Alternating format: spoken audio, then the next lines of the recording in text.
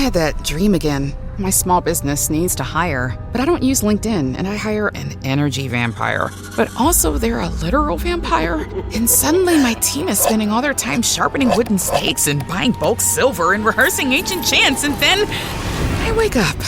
Don't let hiring nightmares ruin your dreams. LinkedIn Jobs' new AI assistant takes insights from over 1 billion professionals to create a short list of the best fits for you. Post your job for free at linkedin.com/quality. Start hiring today with LinkedIn. This episode is brought to you by Greenlight. Get this. Adults with financial literacy skills have 82% more wealth than those who don't. From swimming lessons to piano classes, us parents invest in so many things to enrich our kids' lives. But are we investing in their future financial success? With Greenlight, you can teach your kids financial literacy skills like earning, saving, and investing. And this investment costs less than that after-school treat. Start prioritizing their financial education and future today with a risk-free trial at greenlight.com/Spotify. Greenlight.com/Spotify. Your Wish is Your Command is being called the greatest success book of all time, with over 100,000 five-star reviews. I went from $5K on my bank account to $8 million. My income doubled. I was able to retire at the age of 31. It reveals the missing key to the law of attraction. Your Wish is Your Command is now available on Amazon. Search Your Wish is Your Command on Amazon to get your copy today. Mucha gente cree que conocer a Dios depende solamente de asistir a iglesias, cumplir mandamientos o memorizar versículos. Pero, ¿y si te dijera que es posible pasar toda la vida practicando todo esto y aún así jamás haber conocido al Dios verdadero? Esa es la exacta denuncia que el apóstol Juan hace al escribir su primera carta. Él no habla con el mundo ni con los incrédulos, sino con los propios cristianos. Y su mensaje es directo, confrontador y liberador.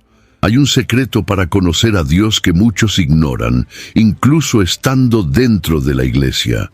Una verdad tan profunda que puede separar a quien vive una fe auténtica de quien solamente repite fórmulas religiosas. Una verdad tan profunda que puede separar a quien vive una fe auténtica de quien solamente repite fórmulas religiosas. Y si es exactamente este tipo de revelación que valoras, directa, bíblica y sin rodeos, aprovecha ahora y suscríbete al canal.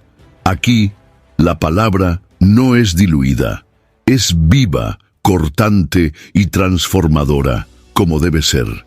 Desde las primeras palabras de la carta de Juan, somos llevados a contemplar un misterio que atraviesa los siglos, la encarnación de la propia vida.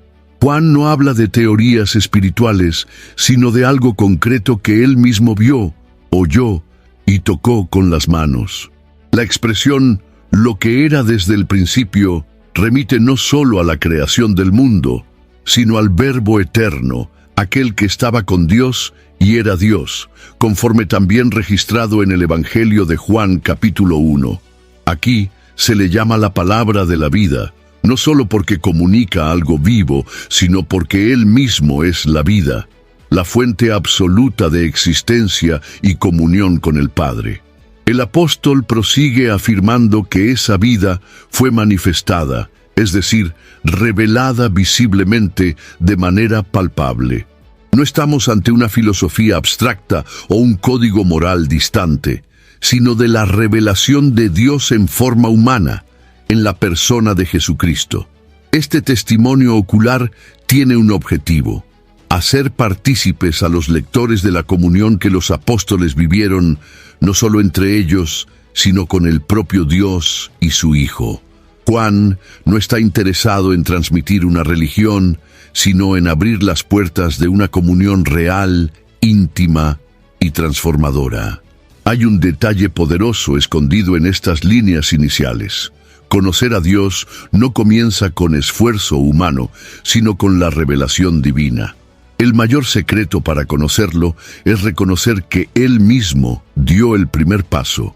La manifestación de la palabra de la vida no fue una exigencia nuestra, atendida por misericordia, sino un movimiento de amor soberano que rompió el silencio eterno y se hizo carne entre nosotros.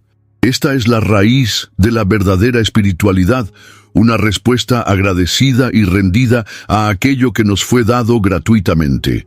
Al decir que escribe estas cosas para que la alegría de sus lectores sea completa, Juan revela el propósito mayor de la revelación, la transformación del alma humana. La verdadera alegría no nace de lo que tenemos o conquistamos, sino de la certeza de que fuimos alcanzados por aquel que es la propia vida. Conocer a Dios es vivir con plenitud incluso en medio del dolor, porque esta comunión supera cualquier circunstancia pasajera. En la apertura de la carta, Juan no solo nos presenta el verbo de la vida, sino que nos invita a entrar en una relación real con Él. No hay secreto mayor para conocer a Dios que responder a la invitación de su presencia revelada en Cristo.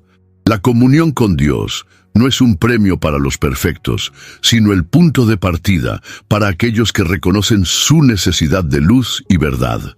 Luego de introducir la comunión con Dios, Juan declara algo que cambia completamente la forma en que debemos acercarnos a Él. Dios es luz, y en Él no hay ninguna sombra. Esta afirmación no es solo una metáfora poética, es una descripción de la esencia divina. La luz representa pureza, verdad, revelación y justicia. Si queremos conocer a Dios, necesitamos entender que Él no se compadece con sombras, medias verdades o simulaciones. La luz de Dios revela, confronta y transforma todo lo que toca. Decir que tenemos comunión con Dios mientras andamos en tinieblas es una contradicción que Juan no tolera. Muchos afirman conocer a Dios con los labios, pero viven una existencia desconectada de la verdad, del arrepentimiento y de la transformación. La incoherencia entre el discurso y la práctica es el primer obstáculo para el conocimiento verdadero de Dios. La luz no solo revela quién es Él, sino que también expone quiénes somos realmente. Y es en este enfrentamiento que el verdadero viaje espiritual comienza. Sin embargo, Juan no deja a sus lectores sumidos en la culpa. Él afirma que, si andamos en la luz como Él está en la luz, tenemos comunión unos con otros y la sangre de Jesús nos purifica de todo pecado. Este es uno de los puntos más liberadores de la carta. La luz no solo revela el pecado, sino que nos conduce por el camino de la purificación. Dios no exige perfección para caminar con nosotros, sino disposición para vivir en la verdad. La presencia de la luz no es motivo de miedo, sino de esperanza, porque ella nos guía hacia la redención. Admitir la existencia del pecado personal es para Juan una evidencia de madurez espiritual. Fingir que no hemos pecado es engañarnos a nosotros mismos y llamar a Dios mentiroso. La luz de Dios nos llama a la honestidad, no a la negación. Y es en esta confesión sincera que somos limpios y restaurados. Hay belleza y poder en reconocer las fallas ante aquel que ya ha demostrado su amor por nosotros en la cruz. Conocer a Dios, por lo tanto, exige disposición para vivir a la luz. Esta luz ilumina no solo nuestros caminos, sino también nuestras intenciones. Ella exige rendición y valentía, pero a cambio nos ofrece una comunión que purifica, restaura y llena el corazón de una verdad que el mundo jamás podrá ofrecer. No basta conocer la verdad, es preciso caminar en ella. Juan conduce a sus lectores más allá del reconocimiento del pecado y de la confesión sincera. Él presenta un nuevo hito en el camino de la fe, la obediencia.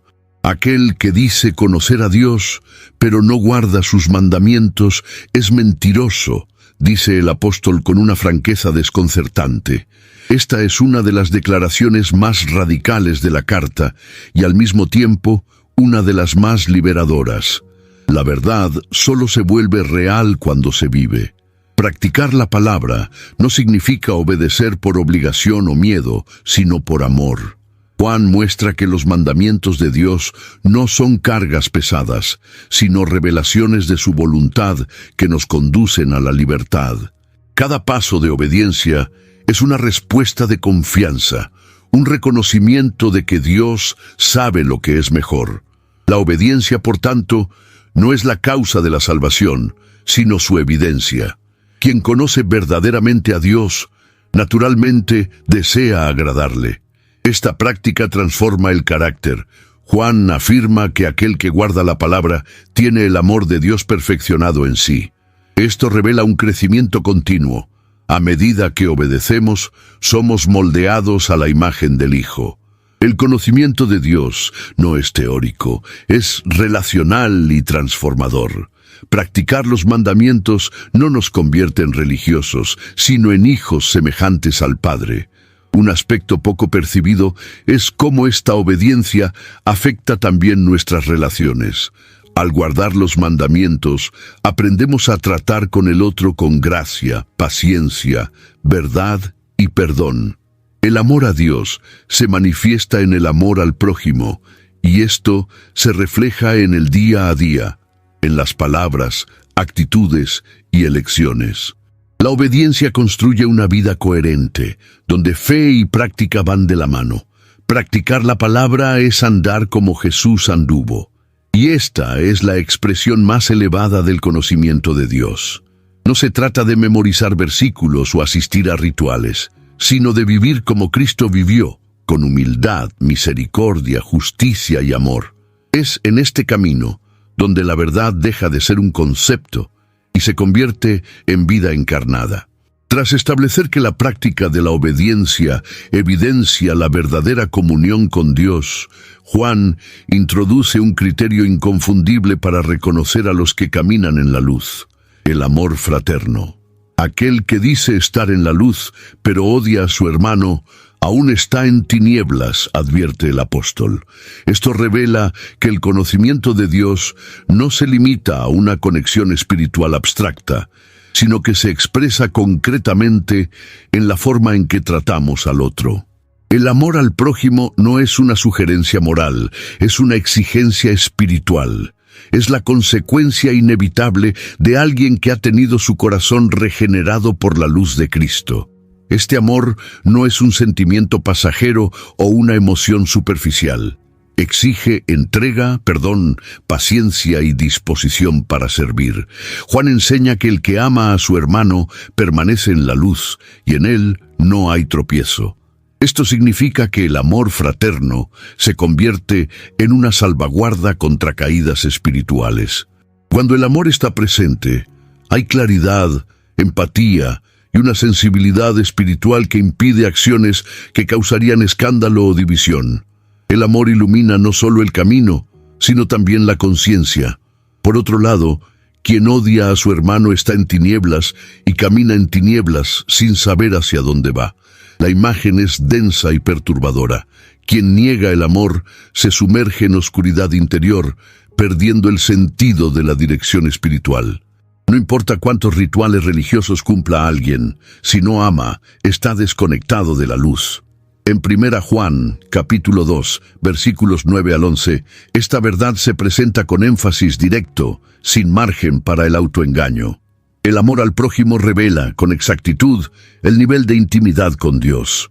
Cabe notar que Juan no está tratando de sentimientos fáciles, sino de actitudes intencionales.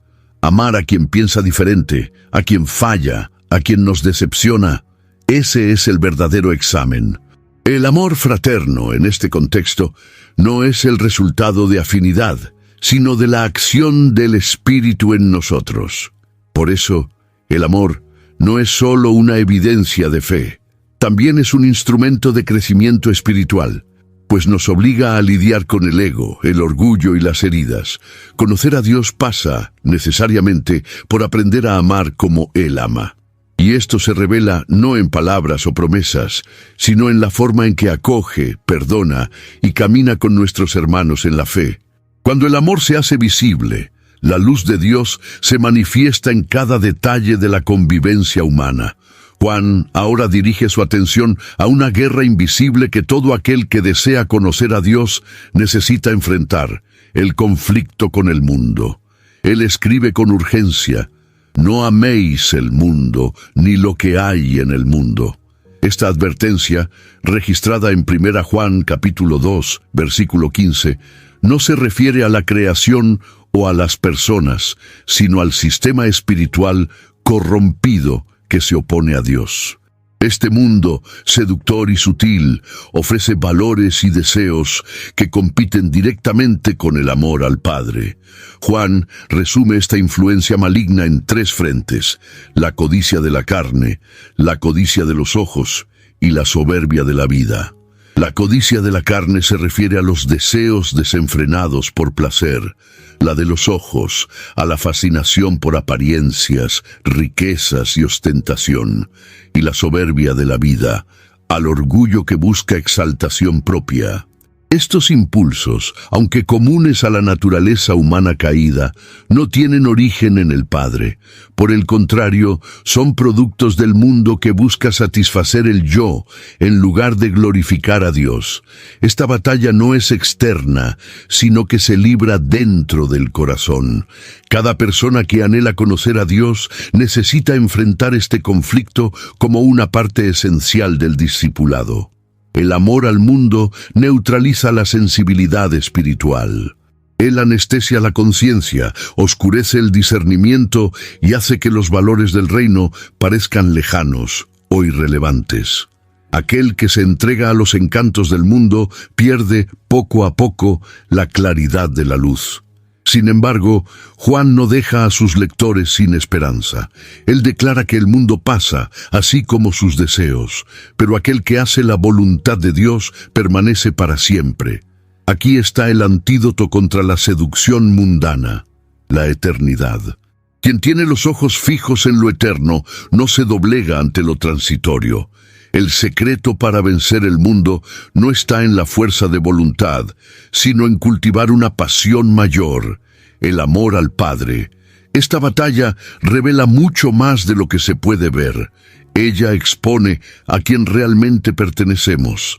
El apego al mundo denuncia un corazón dividido, pero la renuncia consciente a sus placeres revela un alma sedienta por Dios. Conocerlo en este contexto exige valentía para resistir las ilusiones y humildad para buscar la verdad que libera. La carta de Juan, hasta entonces pastoral y exhortativa, gana un tono de alerta al introducir una figura que representa la oposición directa a Cristo, el anticristo. Él escribe que ya es la última hora. Y AI is incredible. It can teach you how to fry an egg and even write a poem. Pirate style.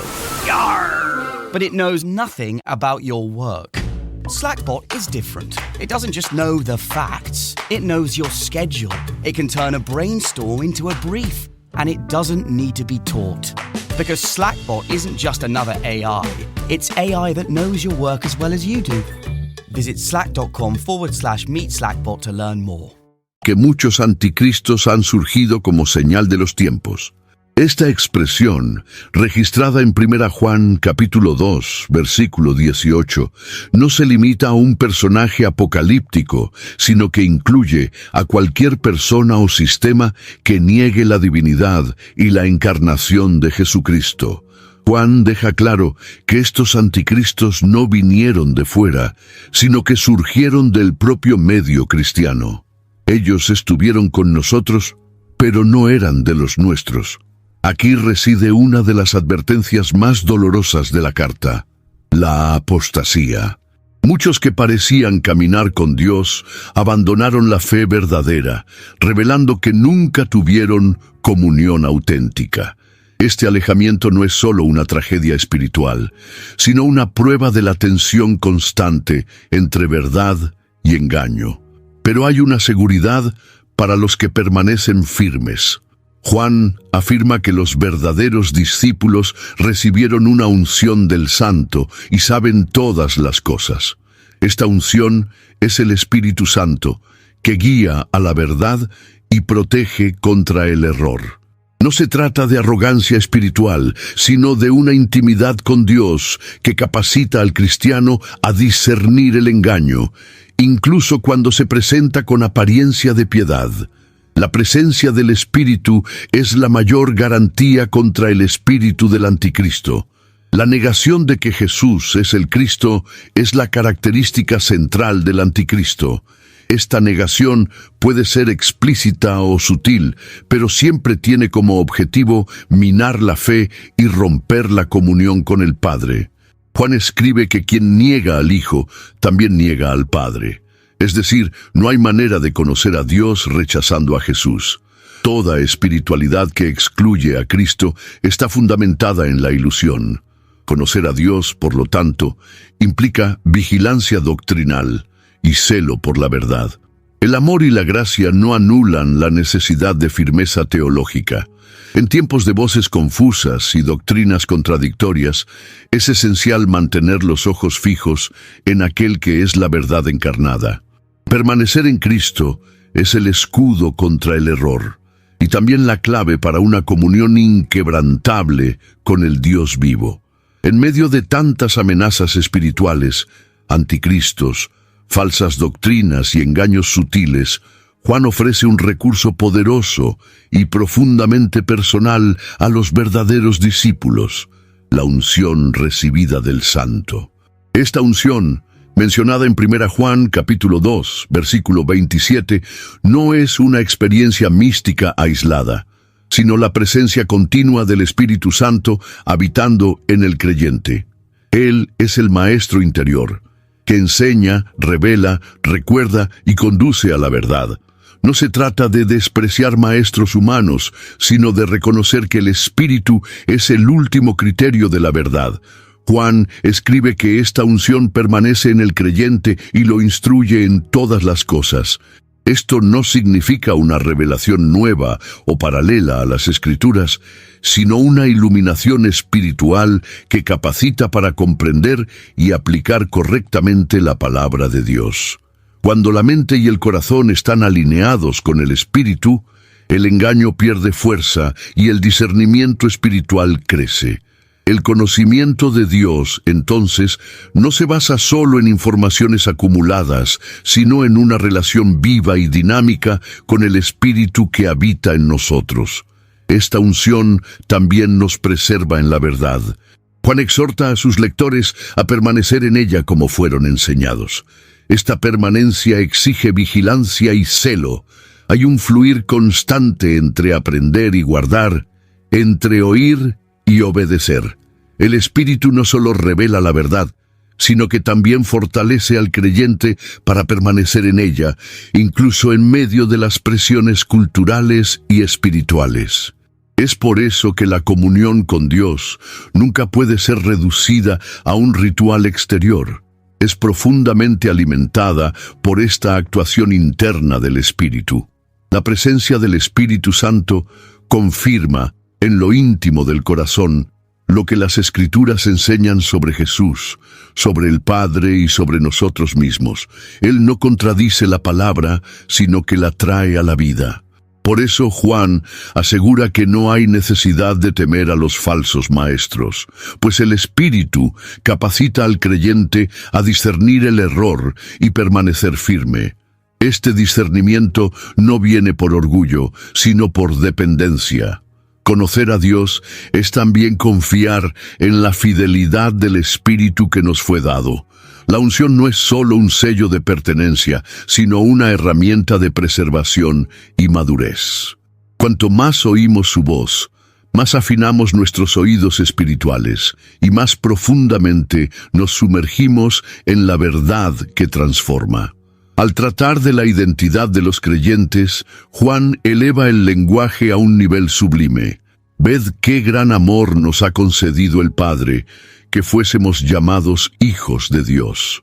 Esta declaración, presente en 1 Juan capítulo 3, versículo 1, no es una metáfora espiritual, es una realidad ontológica, un nuevo nacimiento que redefine quiénes somos.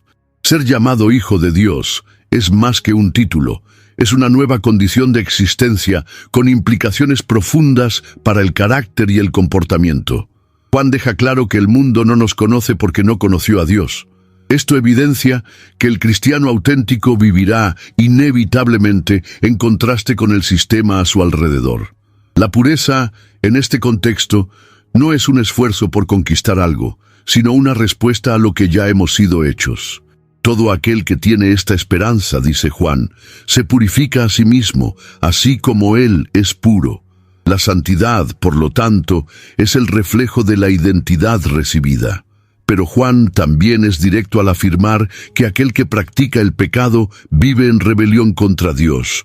El pecado, aquí, es visto como un estilo de vida, un patrón continuo que revela alejamiento de la naturaleza divina. No se trata de tropiezos ocasionales, sino de una vida entregada a la desobediencia. El verdadero Hijo de Dios no se acomoda en el error, porque la semilla de Dios permanece en él, y esa semilla genera inconformidad con el pecado y sed de transformación. Esta distinción entre hijos de Dios e hijos del maligno no busca provocar miedo, sino lucidez. Juan está enseñando que la identidad espiritual se revela en los frutos visibles de la vida. El que ama la justicia, busca la santidad y practica el amor al prójimo demuestra que nació de Dios. Este llamado a la pureza no es una carga imposible, sino el despliegue natural de quien ha sido tocado por la gracia y regenerado por el Espíritu. Ser hijo de Dios es llevar en sí mismo la marca de un nuevo comienzo, es vivir en función de una esperanza que purifica, de una verdad que transforma y de una luz que nunca se apaga. Cuanto más conscientes somos de esta filiación, más nos alejamos de las tinieblas y más nos acercamos al corazón del Padre. Después de revelar la noble identidad de los creyentes como hijos de Dios, Juan hace una inmersión profunda en lo que amenaza esa comunión, el pecado. Escribe que todo aquel que permanece en Dios no vive pecando. Esta afirmación, encontrada en 1 Juan capítulo 3, versículo 6, exige un entendimiento cuidadoso. Juan no está hablando de perfección sin fallas, sino de una vida cuya dirección ya no está marcada por el pecado continuo y deliberado. El pecado, cuando se alimenta, se convierte en un velo que oscurece la percepción de Dios. La práctica constante del pecado revela que la persona aún no ha visto ni conocido a Dios, afirma el apóstol. Esta es una declaración pesada, pero que ilumina la realidad espiritual de muchos que afirman tener fe, pero viven en contradicción con la santidad. Conocer a Dios transforma el interior, y esta transformación inevitablemente cambia el comportamiento. La intimidad con el Padre no puede coexistir con una vida entregada a la transgresión. Juan hace hincapié en que Jesús vino a destruir las obras del diablo. Es decir, la cruz no fue solo un acto de reconciliación, sino de liberación.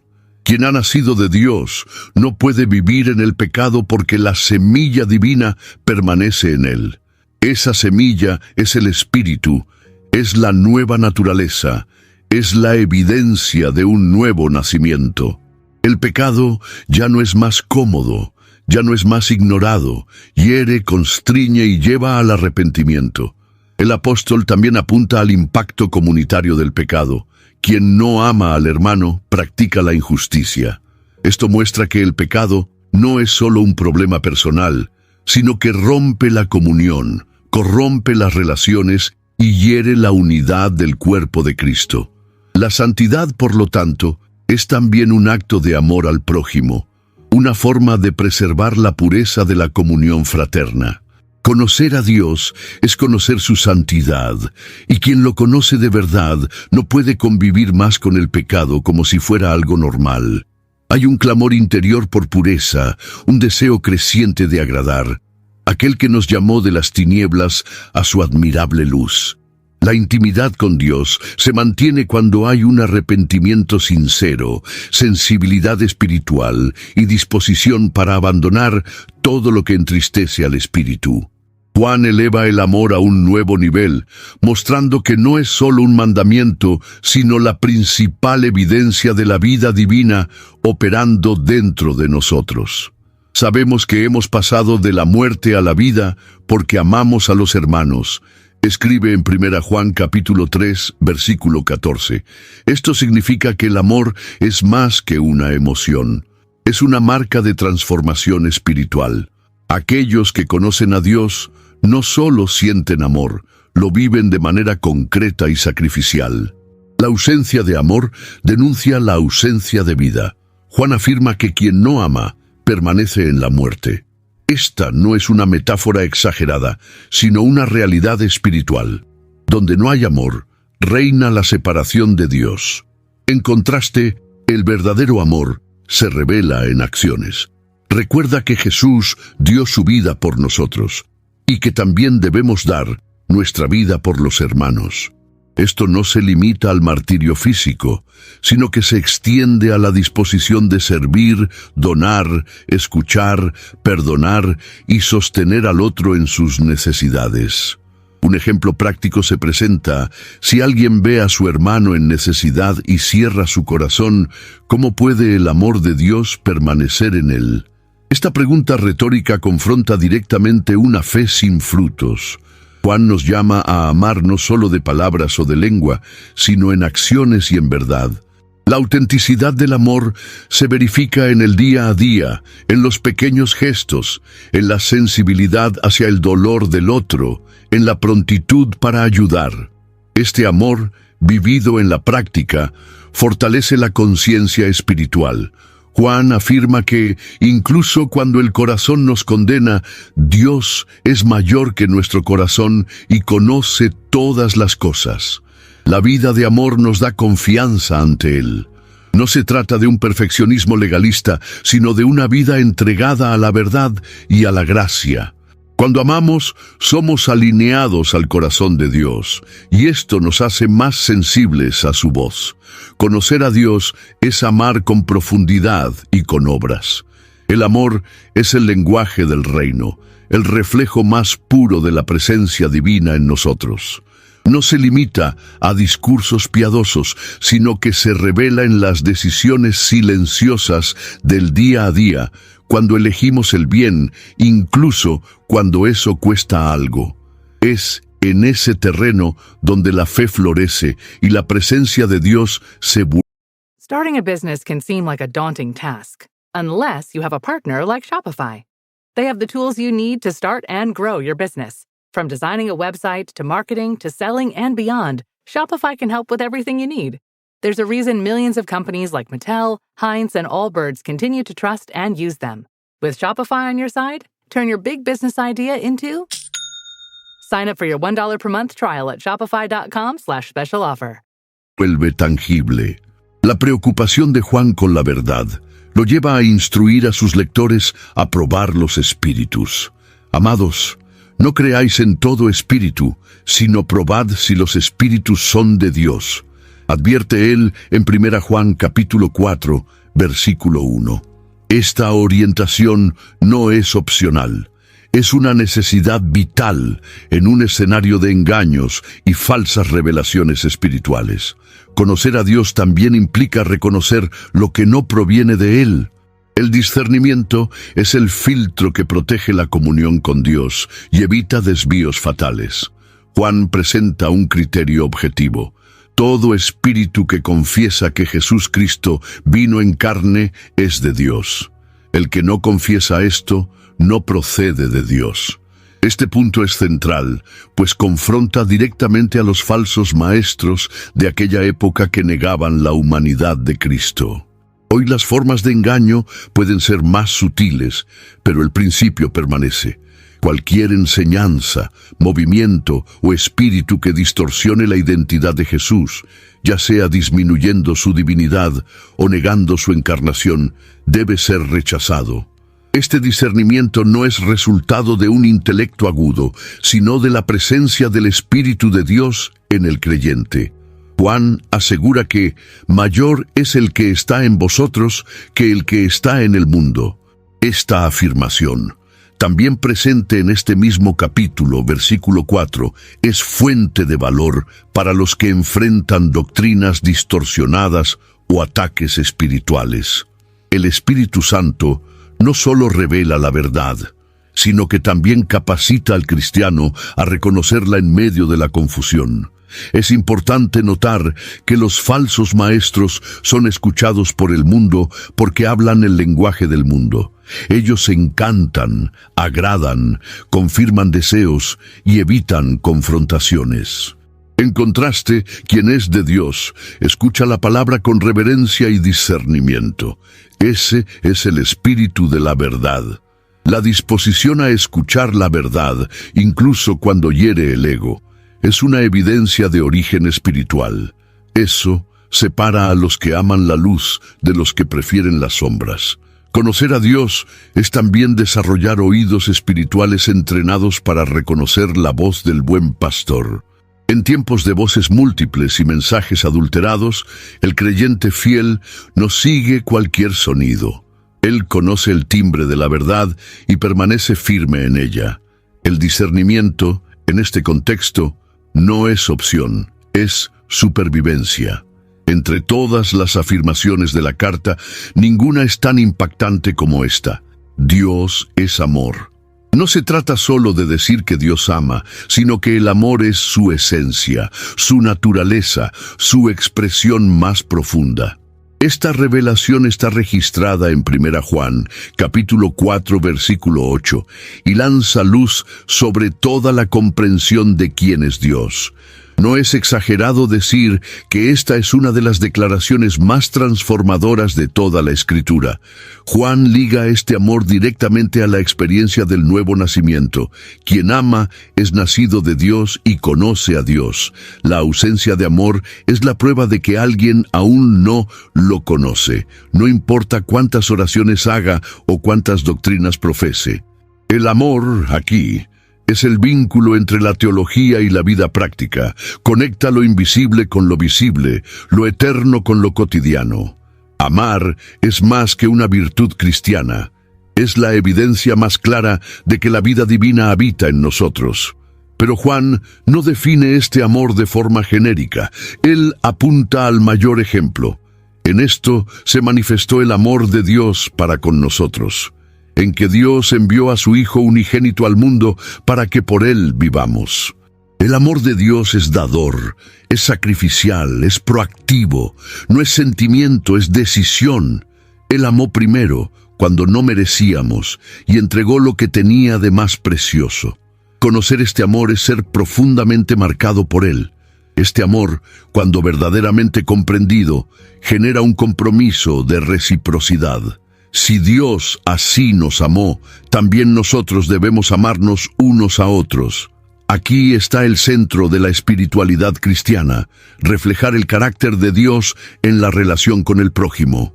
Amar como Él ama es imposible por esfuerzo humano, pero plenamente posible por la acción del Espíritu en nosotros. El amor se convierte, entonces, no solo en respuesta, sino en misión. Conocer a Dios es sumergirse en este amor y permitir que Él transforme todas las áreas de la vida. Es abandonar los criterios humanos de justicia, mérito y resentimiento, y adoptar la lógica de la cruz, donde el amor cubre multitudes de pecados. Donde este amor habita, Dios también habita, y donde Dios habita, todo es hecho nuevo. Al abordar los efectos del amor de Dios maduro en el corazón del creyente, Juan revela una verdad poderosa y liberadora. En el amor no hay miedo.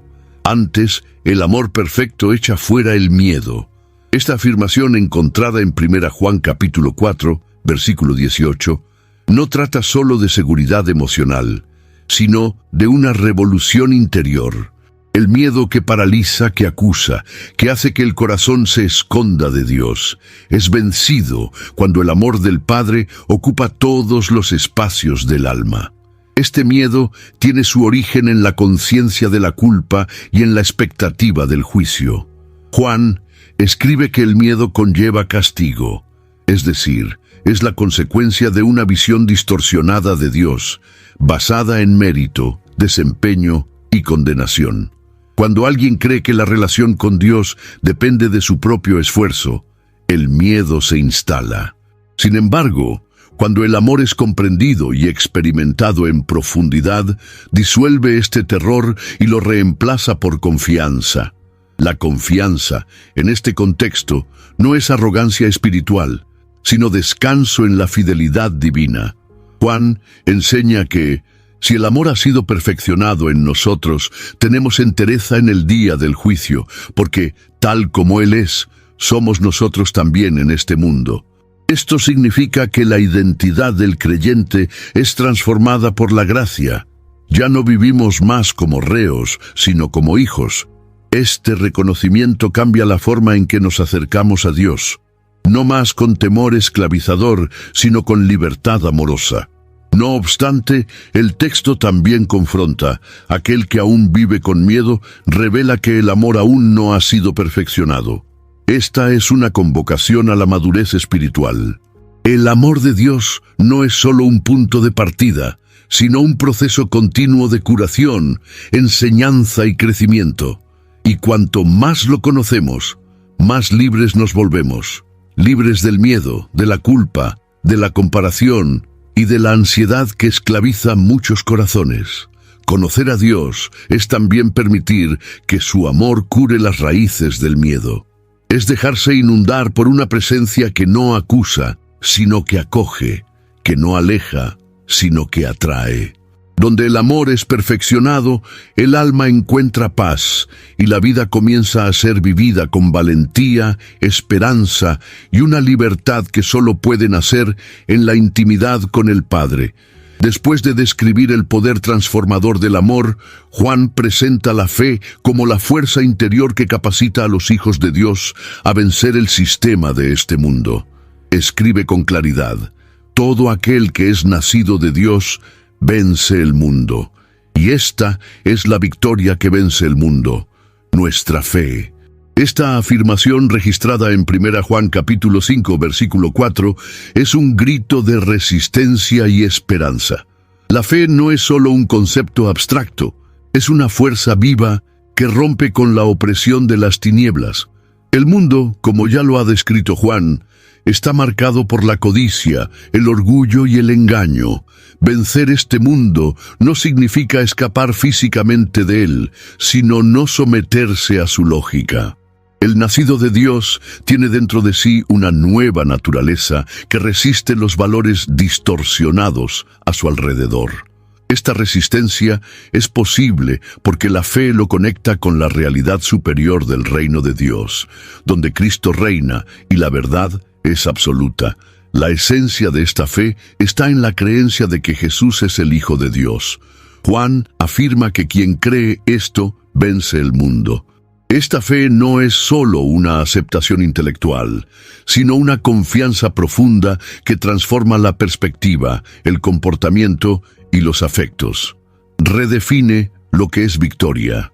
No se trata de conquistar todo lo que el mundo ofrece, sino de permanecer fiel a Dios incluso cuando el mundo entero camina en dirección opuesta. Es importante notar que Juan no dice que la fe evita luchas, sino que ella vence en las luchas. La vida cristiana auténtica está marcada por combates diarios, tentaciones, presiones culturales y momentos de dolor. Pero la fe coloca el corazón por encima de las circunstancias, fija los ojos en la eternidad y sostiene al creyente con una certeza que el mundo no puede comprender ni destruir. Conocer a Dios, en este sentido, es desarrollar una fe sólida, alimentada por la palabra, fortalecida por la comunión y comprobada en las dificultades. Es esta fe la que nos hace permanecer cuando muchos desisten, que nos levanta cuando todo nos empuja al suelo. Vencer el mundo es más que sobrevivir, es permanecer fieles, llenos de esperanza hasta el fin. Juan, al concluir su carta, revela una estructura sólida que autentica la identidad de Jesucristo, el testimonio de tres elementos: el Espíritu, el agua y la sangre. Esta revelación está en 1 Juan capítulo 5, versículo 8, y carga un significado espiritual profundo. El Espíritu representa el testimonio interno y divino, el agua, el bautismo de Jesús, donde el Padre lo reconoció como Hijo, y la sangre, su muerte redentora en la cruz. Estos tres concuerdan en un solo propósito: afirmar que Jesús es el Cristo, el Hijo del Dios vivo. El Espíritu, como primera testigo, actúa en nuestro interior, confirmando con convicción aquello que la palabra declara. Él no solo transmite conocimiento, sino que vivifica la verdad. Es por medio de él que el corazón humano comprende que Jesús no fue solo un profeta o un maestro moral, sino el Hijo de Dios encarnado. Este testimonio interior es lo que sostiene la fe en momentos de incertidumbre y duda. El agua apunta al bautismo de Jesús, cuando el cielo se abrió y una voz declaró: «Este es mi Hijo amado, en quien tengo complacencia». Este momento, registrado también en los Evangelios, no fue solo un ritual. Fue una confirmación pública de quién era Él. Ya la sangre, por su parte, habla de la cruz, del sacrificio supremo, donde el Cordero de Dios quitó el pecado del mundo. Juntos, agua y sangre testifican de la misión de Cristo: purificar, salvar y redimir. Juan afirma que, si aceptamos el testimonio de los hombres, mayor es el testimonio de Dios, y este testimonio es este: Dios nos dio la vida eterna, y esta vida está en su Hijo. Conocer a Dios, por lo tanto, es aceptar el testimonio que Él mismo da acerca de Jesús. Negar este testimonio es hacer a Dios mentiroso, pues rechaza la base de la salvación. La armonía entre espíritu, agua y sangre nos enseña que la fe cristiana no se basa en emoción, tradición o suposiciones. Está fundamentada en un testimonio objetivo, coherente y divinamente sellado. Conocer a Dios exige creer en este testimonio. Y esta creencia es lo que genera vida eterna, paz y seguridad inquebrantable. Juan cierra su carta con uno de los temas más preciosos de la vida cristiana: la oración. En primera, Juan capítulo 5, versículo 14, afirma que esta es la confianza que tenemos en Él, que si pedimos algo según su voluntad, Él nos oye. La oración, en este contexto, no es solo una práctica devocional, sino la expresión de una confianza íntima y segura. Conocer a Dios es tener libertad para acercarse a Él con la convicción de que Él escucha y responde. Pero Juan destaca un aspecto esencial: orar según la voluntad de Dios. Esto exige alineamiento con el corazón del Padre, discernimiento espiritual y disposición para someter nuestros deseos a la soberanía divina. La verdadera fe no exige que Dios cumpla nuestras voluntades, sino que nos transforma para desear aquello que ya está en el centro de su voluntad. Esta oración alineada no solo trae respuestas, sino que también profundiza la comunión con Dios. Juan enseña que cuando esta comunión se establece, hay audacia para interceder por los demás. Él alienta a orar por hermanos que pecan, siempre que el pecado no sea para muerte. Aquí muestra que la oración tiene poder restaurador, no solo en nuestra vida, sino también en la vida de aquellos que amamos. El clamor de los justos, guiado por la voluntad de Dios, puede ser instrumento de cura, liberación y nuevo comienzo. Esta confianza en la oración revela la naturaleza relacional de la vida con Dios. Él no es un juez distante, sino un Well, the holidays have come and gone once again, but if you've forgotten to get that special someone in your life a gift, well, Mint Mobile is extending their holiday offer of half off unlimited wireless. So here's the idea. You get it now, you call it an early present for next year. What do you have to lose? Give it a try at mintmobile.com/switch. Limited time 50% off regular price for new customers. Upfront payment required. $45 for 3 months, $90 for 6 months, or $180 for 12-month plan. Taxes and fees extra. Speeds may slow after 50 gigabytes per month when network is busy. See terms. Padre que escucha, responde y se alegra en comunicarse con sus hijos. La oración, en este sentido, es un puente vivo entre el cielo y la tierra.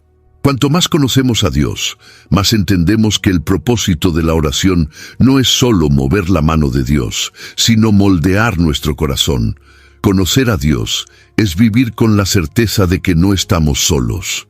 Es orar no por hábito, sino por intimidad. Es saber que cada palabra sincera, cada súplica humilde y cada intercesión llena de fe encuentra eco en el trono de la gracia. La oración de los justos es escuchada, y cuando nace de un corazón rendido a la voluntad del Padre, lleva el poder de transformar realidades. Entre las enseñanzas finales de Juan hay una declaración que desafía a los lectores más atentos. Hay pecado para muerte, y por eso no digo que ruegue. Esta afirmación, presente en 1 Juan capítulo 5, versículo 16, ha sido motivo de debates a lo largo de la historia de la Iglesia. Pero Juan no la escribe para crear miedo, sino para despertar discernimiento espiritual. Él nos invita a reconocer que no todo pecado es igual en consecuencia, y que hay realidades espirituales profundas detrás de cada caída humana.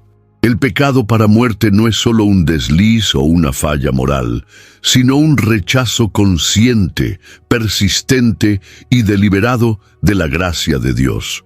Es una postura de endurecimiento extremo, de negación del Hijo y del Espíritu, como ya mencionó Jesús en otros momentos, como en Mateo capítulo 12.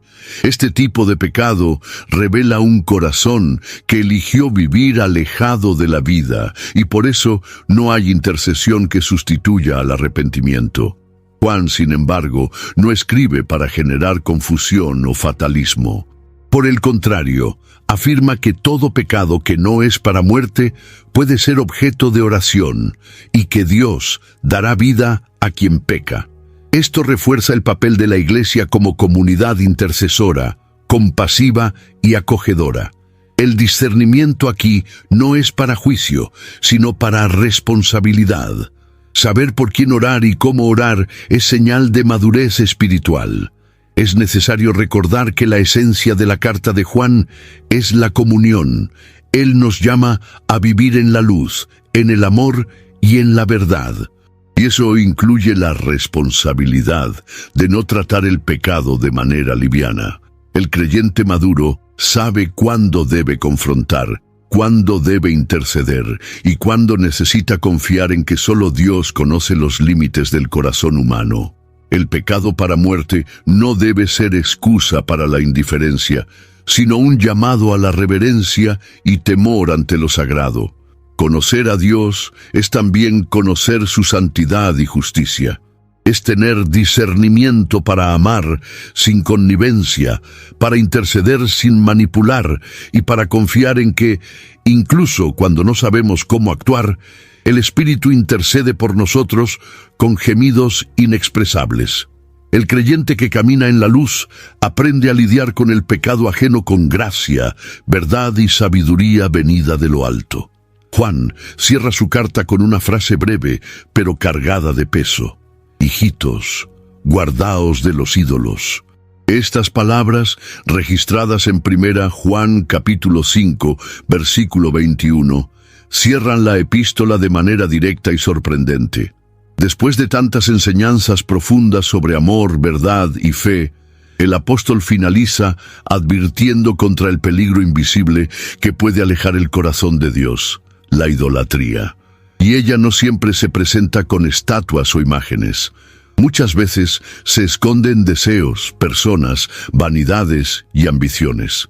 El ídolo es todo aquello que ocupa el lugar de Dios en nuestra afecto, confianza y obediencia.